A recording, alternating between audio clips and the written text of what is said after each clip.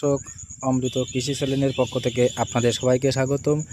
আপনারা দেখতে পাচ্ছেন যে এই নতুন যে লতি কচুতে যে আসলে অনেকে দূর দূরান্ত থেকে যারা আমাদের কাছ থেকে যে এই লতি কচু চারা যারা সংগ্রহ করেছেন তাদের কিন্তু একটাই প্রশ্ন যে লতি কচুর যে জমিতে কি পরিমাণ কাদা এবং কি পরিমাণ পানি রাখতে পারলে ভালো হয়। তা সেই ভিডিওটি তো আপনাদের সামনে আজকে তুলে ধরবো। তা বিষয়টা হচ্ছে কিন্তু যে লতি কচু যখন আপনারা লাগাবেন ঠিক তখন থেকে কিন্তু আপনারা ধানের জমির মতন কিন্তু পানি বাঁধিয়ে রাখতে হবে। আর সেই তুলনায় কিন্তু সাথে সাথে কিন্তু আপনার যখন গাছে 2 পাতা 3 পাতা হয়ে যাবে ঠিক সেই সময় কিন্তু হালকা হালকা জমিতে টান খাই দিতে হবে। কারণ টান খাই দিলে গাছ মানে একটু পরিবর্তন হবে, আর জমিটা কিন্তু অতিরিক্ত শুকানো যাবে না। পা আবার করার পরে কিন্তু আপনারা জমিতে আবার নিয়মিত পানি দেবেন।